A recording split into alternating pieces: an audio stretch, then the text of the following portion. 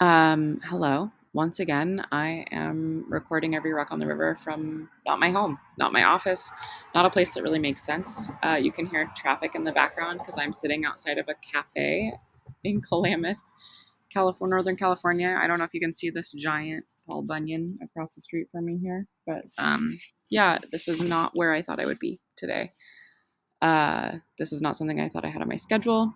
This is something that I did completely last minute, and is really rearranging some stuff for me. I'm really processing what's going on for me right now, which is, I thought when I started recording these videos of Every Rock on the River, it was because I was turning a new chapter book over and I was starting over into a different part of my life where I was leaving behind river guiding and boating and what this has meant to me, and processing it and turning it into new fertile compost for whatever that next chapter could be. But what I'm finding is that the river is not done with me yet, apparently. Um, and that around these turns, I have these new opportunities to be on the water in a new way, in a way that's more meaningful to me, in a way that incorporates all these hard lessons into something newer and different. So I guess let me describe where I am. If you have not been keeping up on the Klamath Dam removal, do yourself a favor and Google it. It's really rich and really beautiful. And it is one of the first times in our country. I guess I don't want to say the first because I know of some others.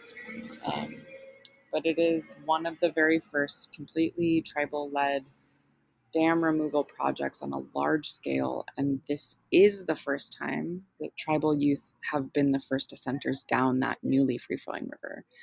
And so for the past 3 days, I've been part of the crew of people who have shown up from literally all over the world to be in support as these indigenous local youth paddle their free flowing river from source to sea for the very first time.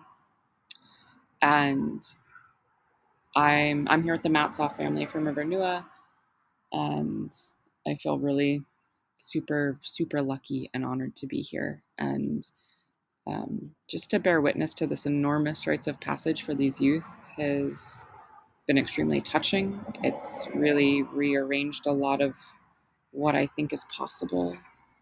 It's been inspiring to see the hope of a project like this being completion. It's really meaningful to watch intact cultures celebrate in their own unique and different ways. Because there are multiple tribes that are alive and well or becoming well across the Klamath River Basin, and watching these tribes reconnect with each other and and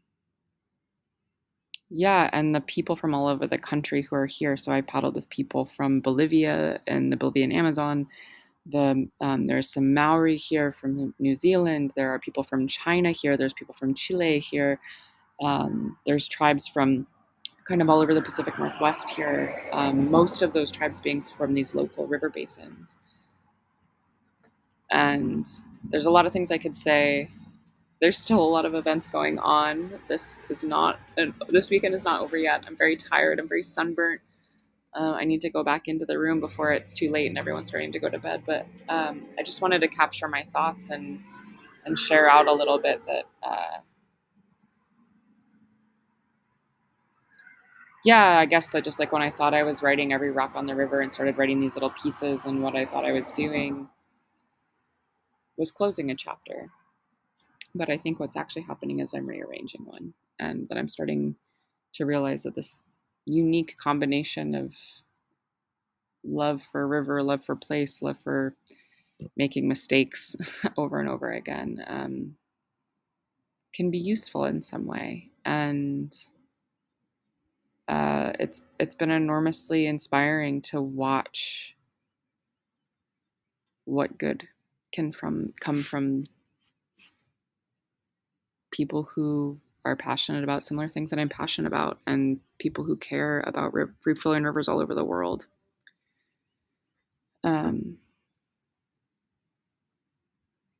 so yeah, my brain's a little fried. I think the thing that I hope not to forget when I leave this place is like I said, I've heard from all these different people who are passionate about free flowing rivers all over the world, and I've gotten the great, great privilege of watching these young people paddle the last little bit of this. They've been on the water for 30 days, and they've been training for 3 years for this moment. Many of them did not know how to kayak at all before this. And they trained specifically so they could be the first ascenters through this newly free-flowing river corridor. And what I hope not to forget when I leave this place is that when we're working towards something that's so much bigger than ourselves, we really, really, really, really need each other. And we need each other all over the world. And there's sometimes we feel isolated and like we're lonely and like our passions in the world are maybe bothering other people, or that we're annoying by talking about them, or stupid by putting all of our life energy towards those things, one little baby step at a time. But we're all in different stages of wherever we are with that thing that lights a fire under us, or that thing we know could change the world, or the ways that we want the world to change or hope to see the change in the world. And we're all in a slightly different spot. So, some of the Maori were sharing stories about how they started a similar journey like this 40 years ago, and how globally New Zealand and the Maori are sort of like touted as this country that's getting it right with their indigenous people. And the Maori were here saying, like, we're not getting it right. We need help. Our dams are still blocking up our rivers too. And we also have some of the people from the Bolivian Amazon here saying they're in a process right now of watching dams go in. They're not in the process of removing them. Their country is very gung-ho about putting dams in. And here we are in the United States starting to do this process of what it means to take dams out.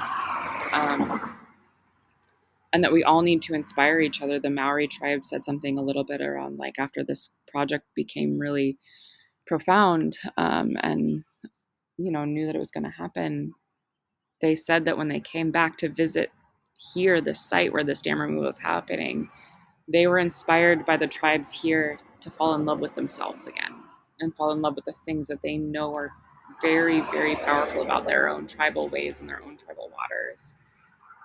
And the folks from the Bolivian Amazon are in a very heartbreaking process of currently being disconnected from these places and displacing thousands of people of their own indigenous communities.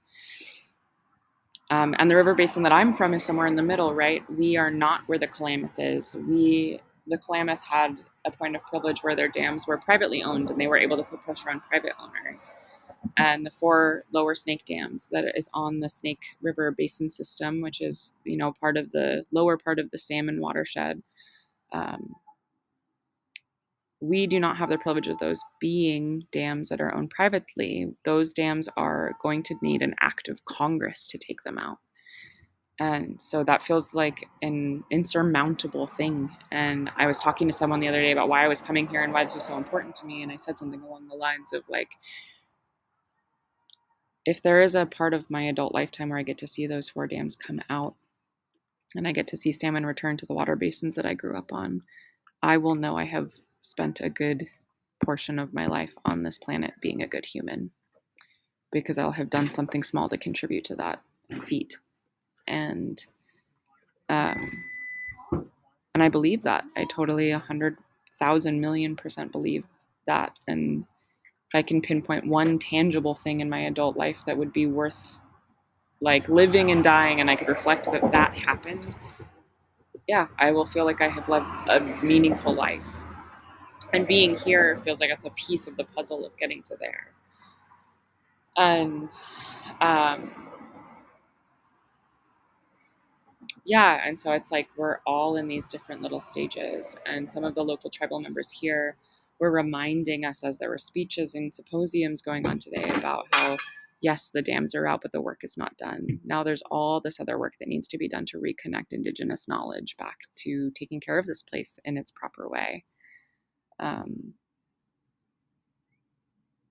So I'm inspired, and I'm tired, and this was completely unexpected. And it's, I'm shocked that every rock on the river continues to unfurl in front of me as I continue to navigate down it.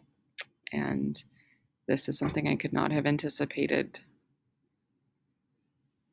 speaking about and probably writing about. And I look forward to what this inspires next. I think this there will be something downstream from this, certainly. But yeah, I don't know.